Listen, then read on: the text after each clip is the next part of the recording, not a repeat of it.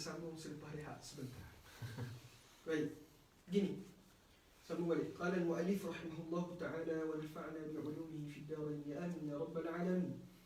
Narju min Allah an yakuna min ahli al-ilmi zahiran wa batinan wa billahi taufiq. Dan dengan Allah taufiq.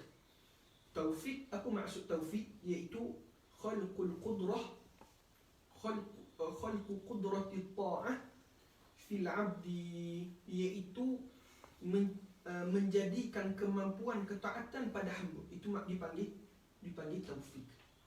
Arkanul Islam, masuk bab baru iaitu qism tauhid. Arkanul Islami khamsatun, rukun-rukun Islam terbahagi pada 5. Baik. Apabila kita sebut rukun, kita kena faham apa itu rukun, apa itu Islam. Bila kita sebut rukun, rukun adalah mahiyah, iaitu perkara itu sendiri yang tidak akan terjadi sesuatu melainkan dengan dia. Itu dipanggil rukun. Contoh, solat. Solat, orang tidak akan dapat menunaikan solat melainkan dengan rukun solat.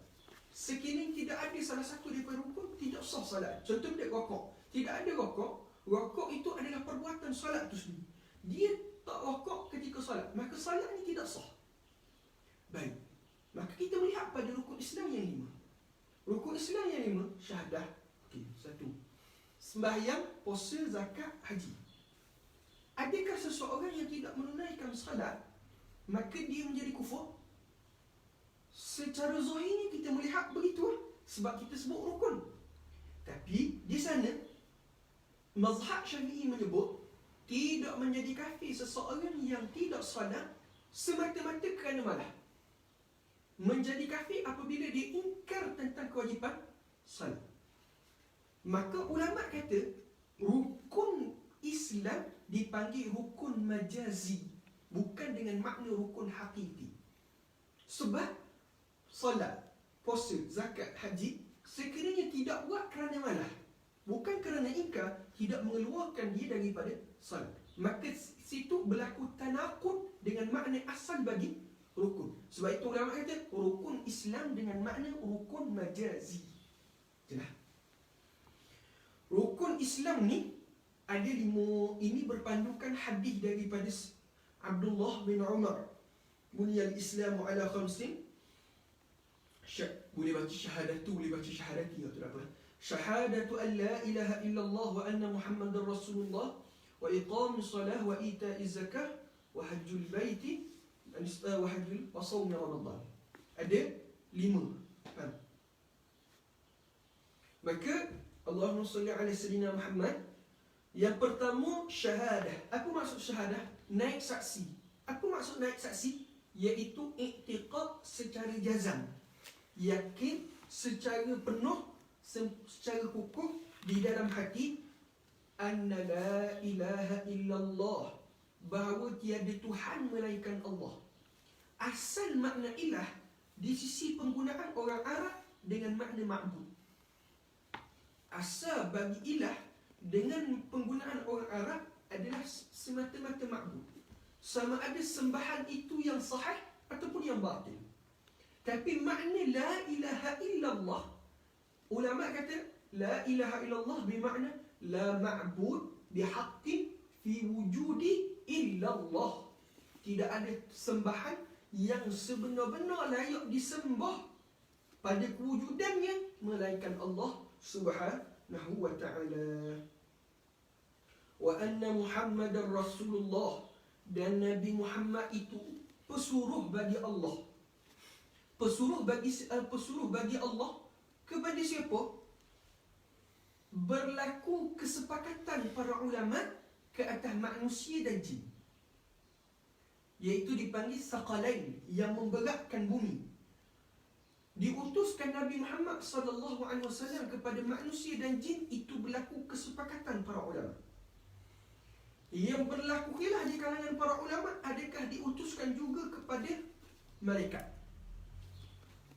Yang rajih di kalangan para ulama, Nabi juga diutuskan kepada malaikat.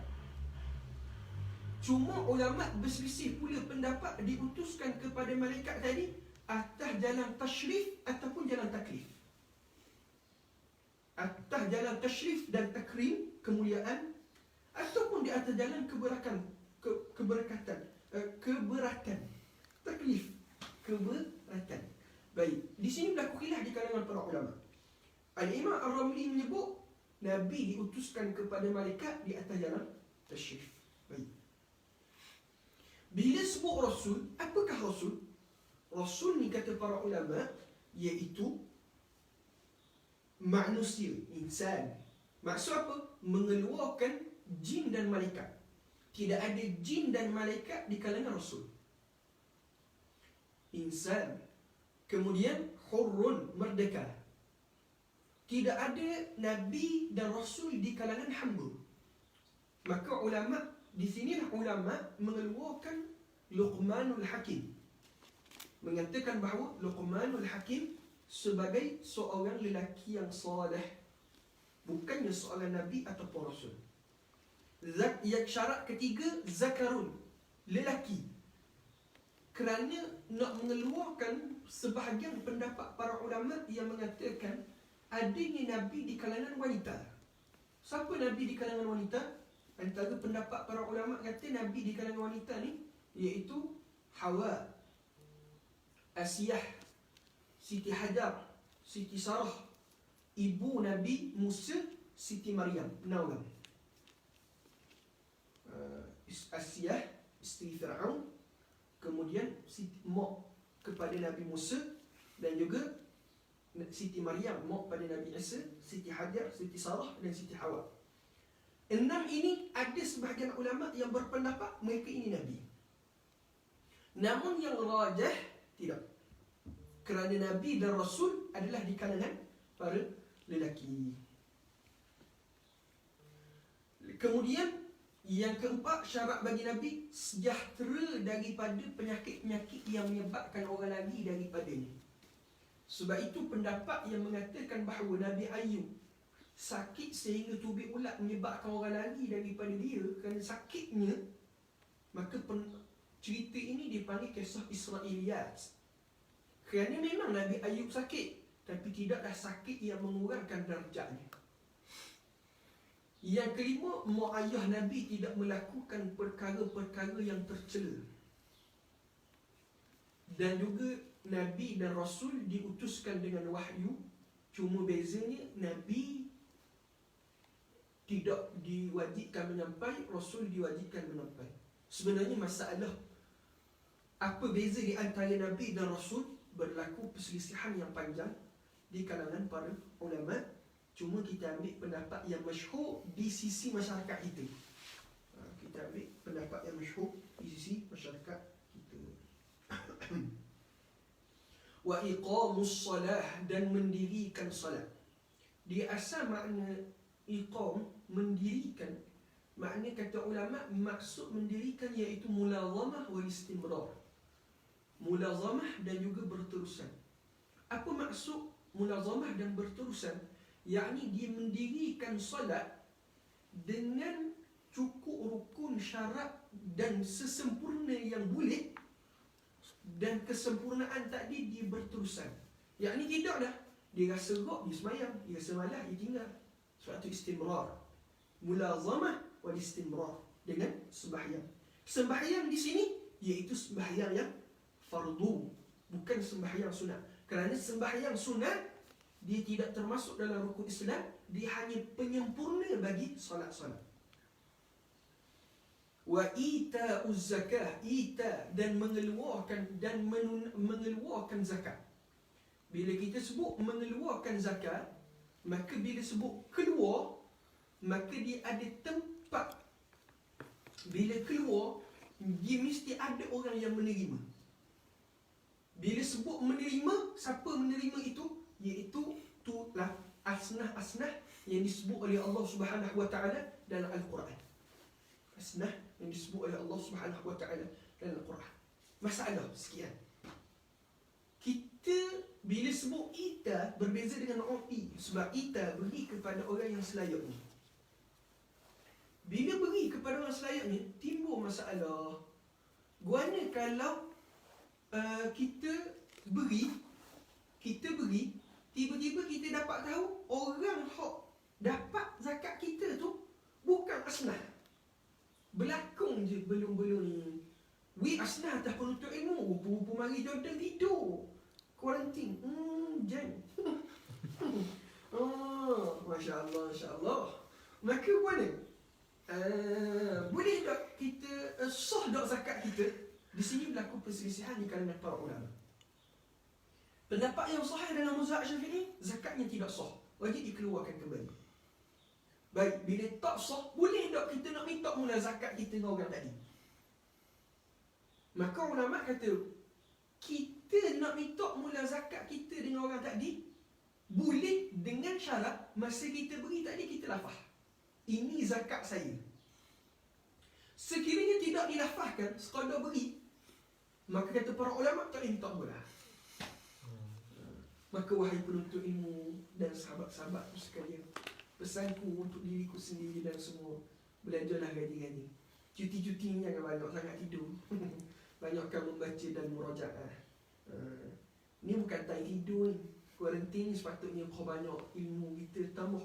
Sebab kita tak syarang je lain, masa kita banyak kosong.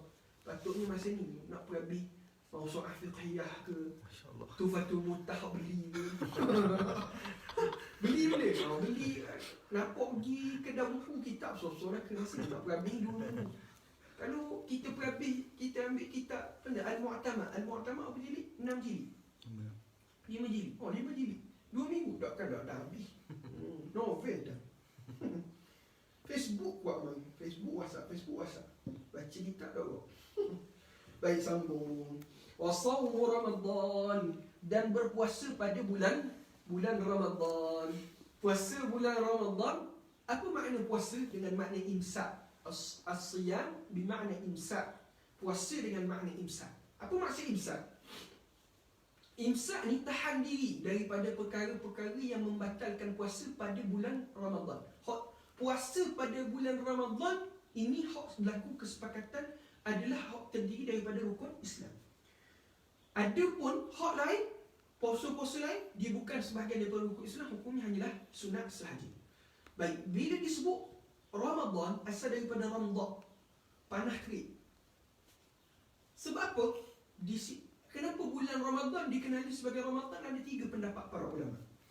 Ada ulama kata dikenali sebagai bulan Ramadan kerana orang Arab masa tu tengah cari, tengah duduk raung, nak namakan bulan tu bulan dia, tiba-tiba dia rasa panas terik, maka dinamakan dengan Ramdah, iaitu Ramadan.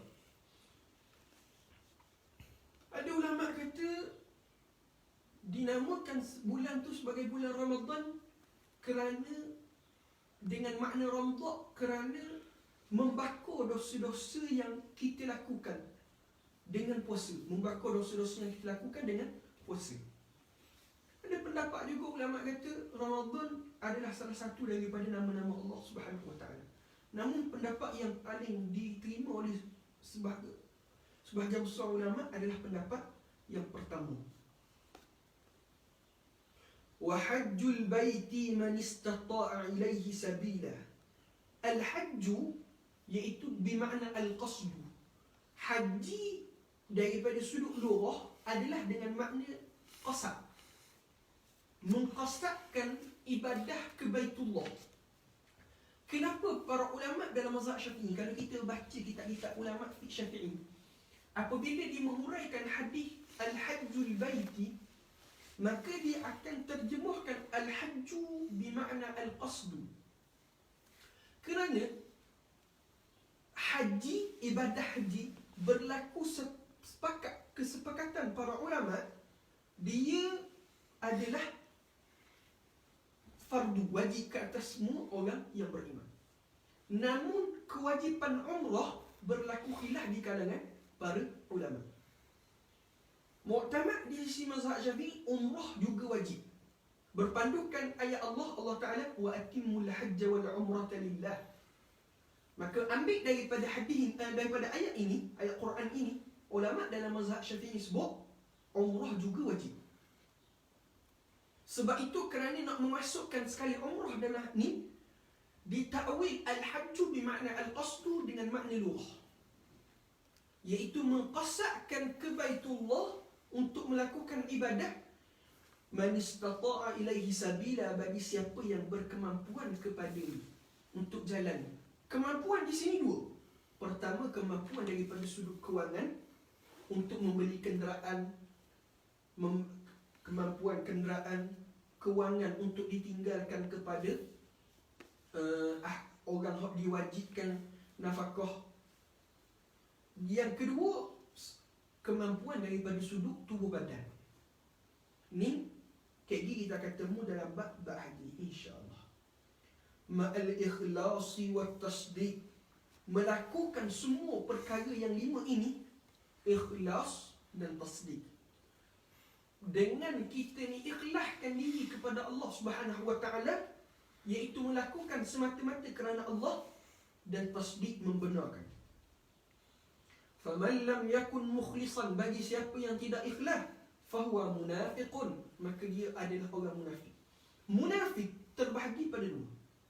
Di sana ada munafik i'tiqad, yang kedua dipanggil munafik amal. Munafik i'tiqad, apa maksud munafik i'tiqad?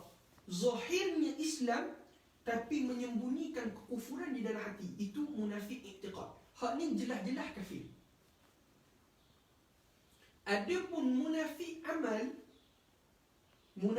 amal iaitu melakukan ibadah bukan semata-mata kerana Allah, ada dengan makna lain, riak ke, ujub ke, maka di sini dipanggil munafik amal. Munafik amal tidaklah mengkufurkan tetapi meruntuhkan kebaikan seseorang, mengurangkan kebaikan seseorang. Sebab itu kita contoh hadis Nabi. Nabi kata ada 3 alamat orang munafik. Maka 3 alamat munafik di sini, adakah munafik amal ataupun munafik i'tiqad? Maka kata ulama munafik amal. Sebab adakah orang tak tunai janji kufur? Tidak. Adakah orang yang tidak bercakap benar itu kufur? Tidak. Maka di sini ulama kata munafik amal. Wa man lam yakun musaddiqan biqalbihi, siapa yang tidak membenarkan dengan hatinya, fahuwa kafirun, maka dia jadi kafir. Sebab apa? Kerana dia mengingkari perkara tersebut. Tapi di sana ada dipanggil kafir yang ringan.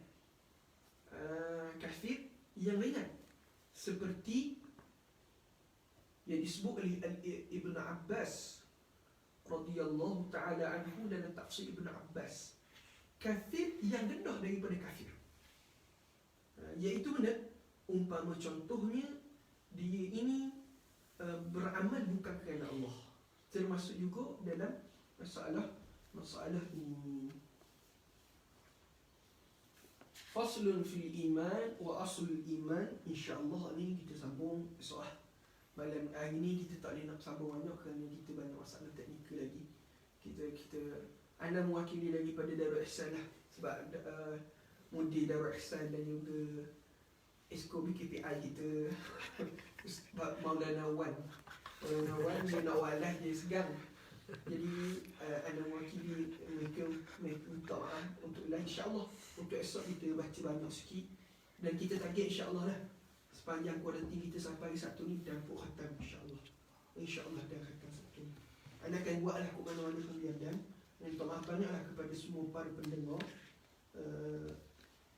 segala kekurangan. InsyaAllah kita sambung esok dan kita akan baiki ke mana-mana kurang. Kita berjumpa lagi pada esok hari, pada episod akan datang.